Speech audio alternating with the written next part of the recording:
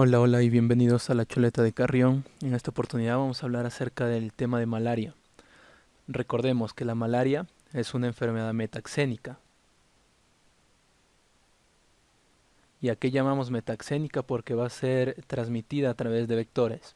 El principal vector que lo tenemos por aquí a un costado es el vector anófeles, es el que más se le asocia a la transmisión de la malaria. ¿Cómo vamos a recordar? El anófeles comienza con A y en la malaria casi la mayoría de las letras tenemos las letras A. Entonces puede ser una forma de recordar qué vector es el que transmite o el que se asocia más a la malaria. Pero tenemos otros dos vectores más, los cuales se asocian a un determinado tipo de plasmodium. Tenemos al Pseudopontipenix, que va a transmitir, va a trasladar al Plasmodium vivax. Y el Plasmodium, en este caso el vector Darlingi, que va a estar asociado a la transmisión del Plasmodium falciparum. Entonces son otros dos vectores que están asociados más que todo aquí en el Perú. Recordemos eso. Ahora vayamos al ciclo del anófeles. El anófeles tiene un ciclo importante en el cual comienza desde el adulto deja sus huevos, estos huevos se convierten o evolucionan a larvas y estas larvas terminan formando las pupas y las pupas de nuevo a un adulto. Entonces, ¿qué característica tenemos en cuanto a las larvas? Las larvas no presentan un sifón respiratorio, por eso es que se encuentran en esta posición, una posición paralela a la superficie del agua. ¿Para qué? Para poder captar todo el oxígeno y poder desarrollarse, ¿no? Entonces, cuando no presentan el sifón respiratorio, estas larvas se van a encontrar de forma paralela a la superficie del agua. Es una característica importante para diferenciarla de otra infección o otro tipo de enfermedad metaxénica. En cuanto a la pupa, en la pupa nosotros vamos a ver que estas pupas van a tener un ciclo acuático. Ese ciclo acuático en piscigranjas o en otros reservorios de agua van a permanecer de 10 a 14 días, que es su periodo del ciclo acuático de esta forma del anófeles, del ciclo del anófeles. Entonces recordemos eso. Ahora vayamos a ver todo el, todo el ciclo de transmisión o todo el ciclo de transmisión que lo podemos ver aquí en esta imagen que les he traído en esta oportunidad. Entonces por acá podemos ver a una persona, ¿no? Ahí está, el ser humano, el humano, ¿sí? Y por aquí tenemos al vector. El vector sería el anófeles para este ejemplo, anófeles. Ya saben que hay dos tipos más de vectores los cuales se asocian a determinado tipo de plasmodium. Entonces el anófeles va a inocular hacia el humano una forma infectante. ¿Cuál es la forma infectante del que transmite el anófeles hacia el ser humano? Es la forma de esporozoito. Entonces es el primer dato que debemos recordar.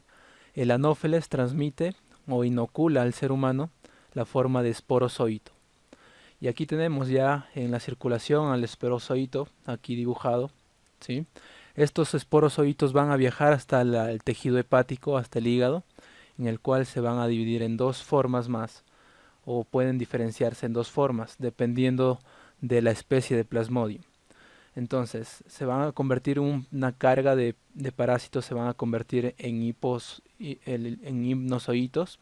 Por ejemplo, la especie Plasmodium vivax y el ovale son los que mayormente se convierten en hipnozoitos. O sea, se quedan latentes en el tejido hepático y pueden salir a circulación, como lo vamos a ver más adelante. Y las otras especies también pueden evolucionar y pueden formarse en esquizontes. Los esquizontes van a dañar, van a inflamar el tejido hepático y produciendo también una elevación de las transaminasas, como lo vamos a ver también en la parte clínica, ¿no? De estos pacientes. Hay una elevación de las transaminasas y es importante, ¿no? Una característica importante del laboratorio. Estos esquizontes, una vez que destruyen el tejido hepático, van a salir, van a evolucionar, van a cambiar en otra forma, que es los merozoitos. Entonces los merozoitos van a ingresar a la circulación y van a infectar ¿A quién? Al glóbulo rojo. El glóbulo rojo es el siguiente afectado en este caso, ¿sí? ¿Cuál es la forma infectante que nos pueden preguntar? El merozoito. El merozoito es la forma infectante para el glóbulo rojo. Y este daño que hacen los merozoitos puede causar anemia, ¿no? En los pacientes porque hay una lisis de glóbulos rojos, recordemos eso, y puede darnos este cuadro de anemia hemolítica. Recuerden también que los fragmentos de estos glóbulos rojos o glóbulos rojos disformes también pueden ir hacia el vaso.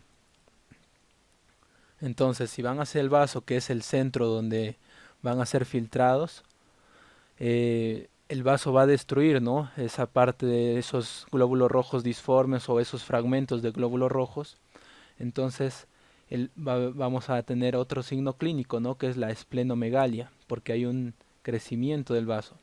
Esplenomegalia. ¿Por qué? Porque va a haber una alta carga de merozoitos que van a infectar a los glóbulos rojos. Vamos a tener una lisis de glóbulos rojos y estos van a ser filtrados a través del vaso. Si hay mucha carga de lisis de glóbulos rojos, vamos a tener la esplenomegalia. No se olviden, un signo clínico en estos pacientes. Y algunos de estos merozoitos pueden cambiar o transformar su forma evolutiva a gametocitos. Recordemos, los gametocitos, le he colocado aquí como si fuera un varón y una mujer porque más adelante nos va a servir para acordarnos. Entonces los gametocitos van a ser la forma infectante ¿para quién? Para el vector, ¿sí? Viene otra vez el vector, un anófeles que no cuenta con la enfermedad, con la infección, pero pica a una persona infectada, a un ser humano infectado. Y ese vector, ¿qué se va a llevar de ese ser humano infectado? El gametocito. Entonces, el vector que viene sano pica a una persona infectada y se lleva el gametocito. Dentro ya del vector, este se va a desarrollar a otra forma infectante que es la que había infectado, ¿no? Es el esporozoito. Entonces, dentro del vector se lleva los gametocitos y estos gametocitos se evolucionan a esporozoitos, que es la forma infectante que habíamos dicho, ¿no? Entonces, ese vector ya infectado puede picar a una persona sana, ¿no? Y así perpetuar esta enfermedad metaxénica, ¿sí? Entonces recordemos eso. Por aquí he colocado un pequeño resumen para podernos acordar, porque son términos que nos pueden preguntar. La forma infectante para el humano, ¿cuál era? El esporozoito. Recuerden eso, el esporozoito, que lo habíamos dicho. La forma infectante para el glóbulo rojo, ¿cuál era? El merozoito, ¿sí? El merozoito. La forma infectante para el mosquito, lo que se llevaba al mosquito era los gametocitos, ¿sí? Los gametocitos en el mosquito se va a desarrollar y posteriormente va a formar la forma infectante que es el esporozoito. Ahora vayamos a otros términos aquí, como el ciclo sexual o esporogónico y el ciclo asexual o esquizogónico. ¿Cómo nos vamos a acordar esto? Recuerden aquí en la imagen que les había mencionado. Aquí teníamos los gametocitos. Entonces los gametocitos, aquí lo tenemos varón y mujer. ¿Eso qué quiere decir? Que tiene sexos, ¿no? Están divididos por sexos. Entonces la forma sexual lo desarrollan en el vector, porque el vector es el que se va a llevar estos gametocitos. Tanto varón y mujer se los lleva, ¿no? Así nos vamos a acordar entonces. El ciclo sexual se lo lleva el mosquito. ¿Y qué desarrolla el mosquito una vez que lo lleva estos gametocitos? Va a desarrollar la forma infectante, ¿no? Los esporozoitos. Ese es el fin de llevar los gametocitos. Entonces, a ese ciclo también se le denomina esporogónico porque el mosquito va a desarrollar la forma, va a transformar esos gametocitos en la forma infectante, que son los esporozoitos, ¿sí? Entonces, vayamos al otro término, acá ciclo asexual. Entonces es lo mismo. En el ser humano no tenemos esa división de gametocitos, ¿sí? Sino hasta el final ya del ciclo. Entonces a eso se le denomina ciclo asexual y esquizogónico. ¿Por qué?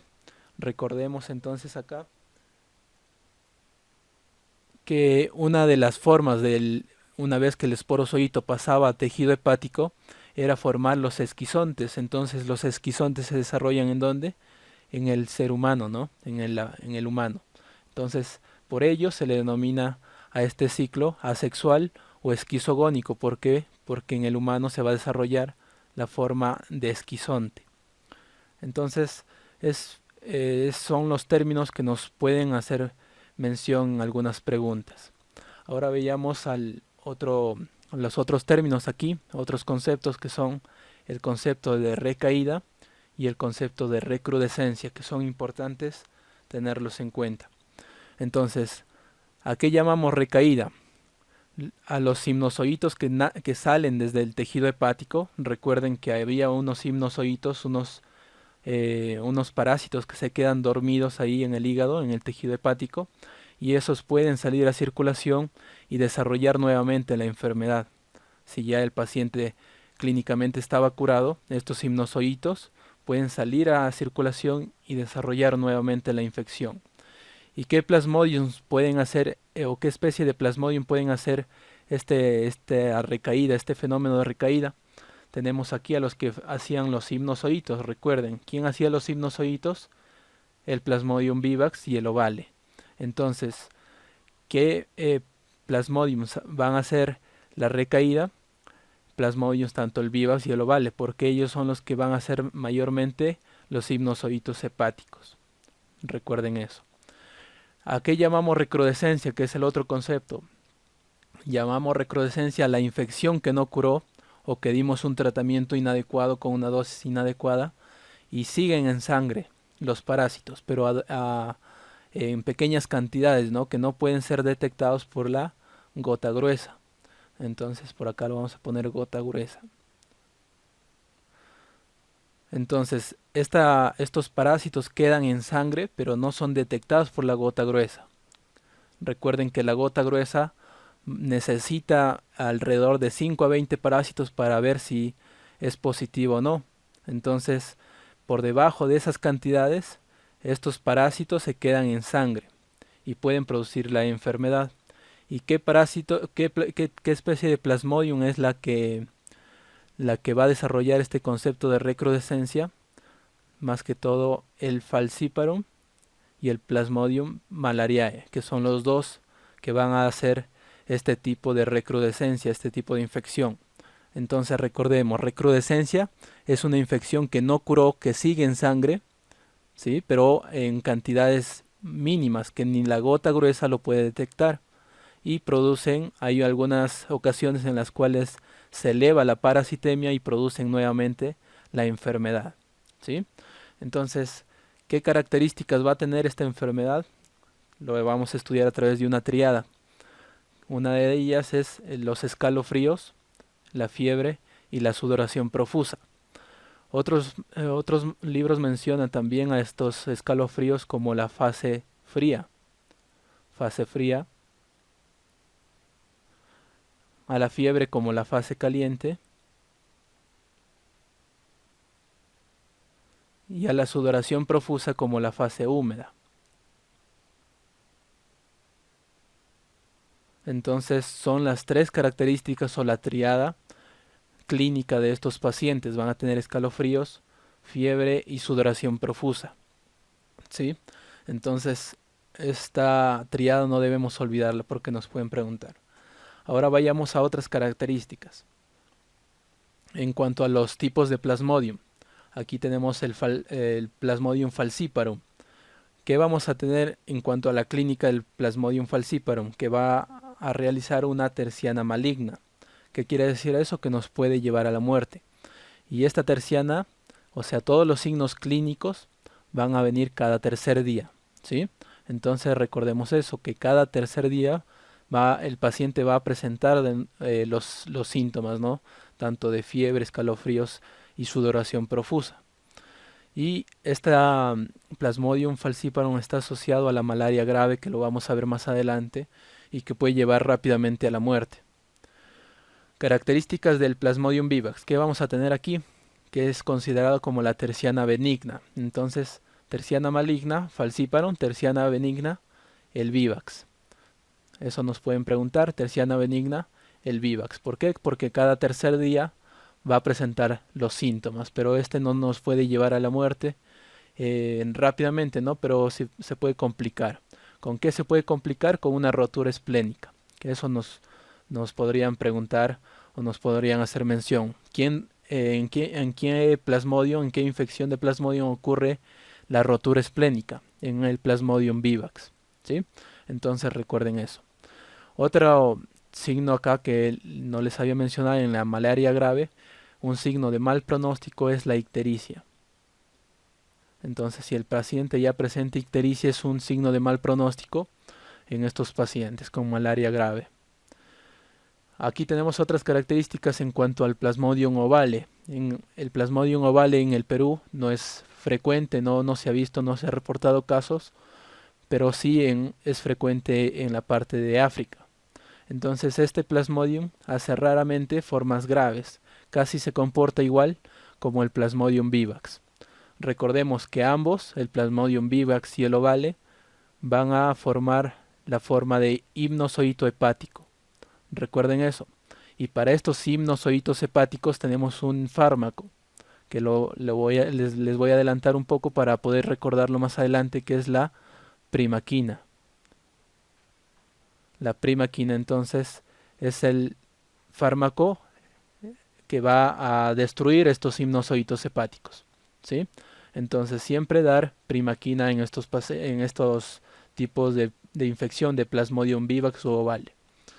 Características que vamos a ver en el Plasmodium malariae es la cuartana benigna, ¿sí? Cuartana benigna. Ya habíamos visto terciana maligna, benigna, y en este caso es la cuartana benigna, ¿sí? No te olvides de eso. Este es el que puede cronificar. Recordemos el término de recrudescencia, ¿sí? Que lo hacían tanto el falciparum como el malariae. Está asociado también al síndrome nefrótico. Entonces recordemos, ¿cuál era el fenómeno de recrudescencia? Que quedaban en sangre, ¿no? Pero en cantidades mucho menores a las que puede ser detectada por la gota gruesa.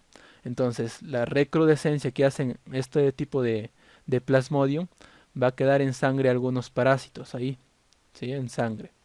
Entonces, al quedar estos en sangre van a actuar como antígenos, ¿sí? Y sabemos que el sistema inmunitario va a formar anticuerpos si nosotros lo tenemos como antígenos, ¿no? Entonces se va a formar un complejo, el inmunocomplejo, ¿no? O el complejo antígeno-anticuerpo. Y este complejo antígeno-anticuerpo va a viajar hasta la membrana basal glomerular y va a afectar, ¿sí? La va a dañar causando el síndrome nefrótico. Entonces, tanto el Plasmodium malariae como el Plasmodium falciparum pueden desarrollar esto, pero el que está más asociado es el Plasmodium malariae, no se olvide. ¿Por qué fenómeno? Por el fenómeno de recrudescencia, ya que quedan a dosis bajas en la sangre y estos actúan como si fueran unos antígenos. Y siempre para un antígeno hay un anticuerpo, ¿sí? Entonces se forma el complejo antígeno-anticuerpo, el cual viaja hacia la membrana glomerular, hacia a la membrana basal glomerular del riñón y puede dañar ahí, ¿no? Formando el síndrome nefrótico, no se olviden de eso. ¿Qué características vamos a ver del Plasmodium noblesi? Recuerden que el Plasmodium noblesi fue descubierto, fue detectado o notificado en Malasia, ¿sí? En Malasia es la mayor cantidad de casos que se ha reportado de este Plasmodium. Y una característica de ello es que da una fiebre cotidiana, no como las otras que se repetía cada tercer día o cuarto día. Esta da una fiebre cotidiana, o sea, todos los días. Y si tenemos unos síntomas todos los días, la fiebre todos los días, quiere decir que los parásitos están destruyendo todos los días al glóbulo rojo. Entonces, ¿qué vamos a tener? Más anemia, ¿no? En estos pacientes. Va a haber mucha mayor, eh, un estado grave de anemia. En cuanto a al diagnóstico en la gota gruesa este Plasmodium, el Plasmodium noblesi, es casi igual que el malariae, entonces no lo podemos diferenciar en cuanto a microscópicamente. Para ello se le realiza una prueba de PCR A través de ello se realiza el diagnóstico. Y hablando de diagnóstico, vamos a pasar al diagnóstico. Aquí en la parte superior, aquí tenemos todos los tipos de diagnóstico que vamos a ver. Entonces, el más recomendado, el que se realiza y con menos presupuesto también, obviamente, es el de gota gruesa, ¿sí? El de gota gruesa, nosotros vamos a tener una prueba, una gota a un extremo y otra gota al otro extremo de la lámina portaobjetos. Entonces, en uno vamos a formar la gota gruesa, que es, como lo vemos acá, una característica importante, que es 30 veces más sensible. ¿Qué quiere decir eso? La sensibilidad, que nos va a medir nada más si es positivo o si es negativo el paciente. O sea, tiene una alta sensibilidad para detectar los positivos, ¿sí? Entonces, recordemos eso. Y otro dato que les había mencionado es que la gota gruesa necesita de 5 a 20 parásitos por microgramo, por microgramo por litro, ¿sí? Microgramo por litro. Entonces, ese es un dato que debemos tener presente. Y al otro lado, en el otro extremo, habíamos dejado la otra gota, ¿no? En esta otra gota vamos a desplazar con otro portaobjetos para formar el frotis, frotis que se le denomina, ¿no? Este frotis, como le hemos colocado acá, le he colocado frotés. ¿Por qué? Porque nos vamos a acordar con las últimas letras que es más específico, ¿sí? ¿Por qué? Porque va a detectar la especie. En este frotis nosotros vamos a determinar la especie, ya si es, por ejemplo, un falciparum, si es un vivax o si es un ovale, ¿no? Pero lo que no podemos detectar con ellos es la diferencia entre el malariae y el knowlesi, ¿sí? Son los únicos que no podemos determinar a través de un frotis. Entonces recordemos eso, es más específico el frotis. Otra prueba que se le realiza es el test rápido ¿no? A través de pruebas rápidas, ¿sí? Que ya vienen predeterminadas y con su reactivo también. Entonces, estas pruebas rápidas son útiles para el falciparum y para el vivax, ¿sí? El falciparum y para el vivax, no se olviden de eso. Y esta prueba necesita alrededor de 100 a 200 parásitos para que pueda ser, para que salga positivo, ¿no? Entonces, a esto nos referimos cuando tiene una baja sensibilidad, ¿sí? Una baja sensibilidad para detectar esta prueba rápida, ¿sí? Recuerden eso. Y en el frotis, aquí habíamos visto en el frotis, en el microscopio, cuando nosotros vamos a ver a microscopio, ¿qué vamos a observar? Vamos a observar al falciparum en esta forma, la forma abananada o en forma de banana, ¿sí? O arriñonada también. Y el vivax y el ovale en esta otra forma que es un poco más característica, ¿no? Entonces el falciparum en forma de banana, no se olviden de ese dato, ¿sí? Entonces recordemos eso. Ahora vayamos a algunas formas especiales. La forma especial que está acá, que es la forma de malaria grave. Esta malaria grave va a tener unas características importantes como anemia, ¿no? La anemia va a ser mucho más severa, va a haber hipovolemia y lo que representa casi toda la fisiopatología de esto es la obstrucción microvascular. ¿Qué quiere decir eso? Que el glóbulo rojo se va a pegar, se va a adherir a las paredes de los vasos sanguíneos, de todos los vasos sanguíneos, ocluyendo la luz, ¿no? Reduciendo el lumen de estos vasos sanguíneos. Entonces, por lo cual se puede desarrollar obstrucciones, no tanto a nivel cerebral, que es también una característica de la malaria grave, la malaria cerebral, y puede también obstruir, por ejemplo, en gestantes, puede obstruir los vasos espirales, ¿no? O lo que llega la irrigación hacia la placenta, gestantes, produciendo en ellas óbito fetal. Entonces el óbito fetal, ¿por qué? Porque hay una obstrucción o una obstrucción microvascular en la parte de la placenta, ¿sí? Y puede desarrollar óbito fetal en estas pacientes, no se olviden de eso. Otra característica es la ictericia también, que es parte de este cuadro de la malaria grave. Ahora vayamos al tratamiento. En cuanto al tratamiento que vamos a tener aquí en Perú, lo vamos a dividir tanto en la región de la selva, como lo podemos observar acá. La región de la selva, el tratamiento más adecuado es la mefloquina con artesunato. No olvidemos también que se le añade la primaquina para destruir, ¿no?, los sinusoitos hepáticos, ¿sí? La primaquina, no se olviden de ese dato. Y la otra región que es afectada por la malaria es la región del norte, ¿no? Del norte del Perú, que sería Piura, Tumbes y todos esos departamentos que están ahí. Entonces, a todos esos departamentos se les da a un determinado tratamiento, ¿no? La sulfadoxina, piremetamina, más artesunato, ¿sí? Estos recuerden que son para formas que están en la sangre, ¿sí? Más añadido a ello tenemos que agregar la primaquina también, si es posible, en estos pacientes. Algunas contraindicaciones que vamos a tener para administrar la primaquina, ¿sí? En la primaquina, ¿qué contraindicaciones tenemos? Si, por ejemplo, si es en gestante, no podemos dar primaquina en gestante, está contraindicado, ¿sí? Si hay, por ejemplo, puede producir anemia hemolítica también, es en algunos pacientes anemia hemolítica, y puede producir meta-hemoglobinemia, ¿sí? Más que todo en niños. La meta-hemoglobinemia, no se olviden de estos datos, ¿sí? Que nos pueden preguntar, contraindicado en gestantes, puede producir anemia hemolítica y puede producir meta-hemoglobinemia, ¿sí? No se olviden. Son algunos datos en cuanto al tratamiento.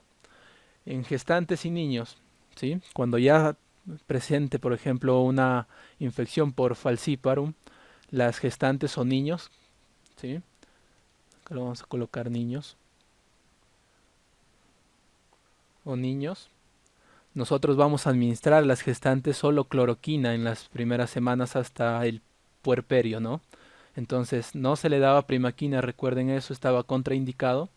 Entonces la primaquina lo administramos después del puerperio, ¿sí? Y en los niños, que puede ser otra variante, en niños y gestantes, nosotros podemos administrar quinina, quinina con clindamicina, que es otro tipo de tratamiento si ya lo requirieran estos pacientes, ¿no? Quinina y clindamicina, no se olviden de esto. Entonces son algunos datos que ya hemos visto, que espero los pueda servir. Y ya saben, nos pueden encontrar en Facebook, en YouTube, y pueden descargar esta imagen, este documento en Udux, ¿sí? No se olviden de eso. Muchas gracias.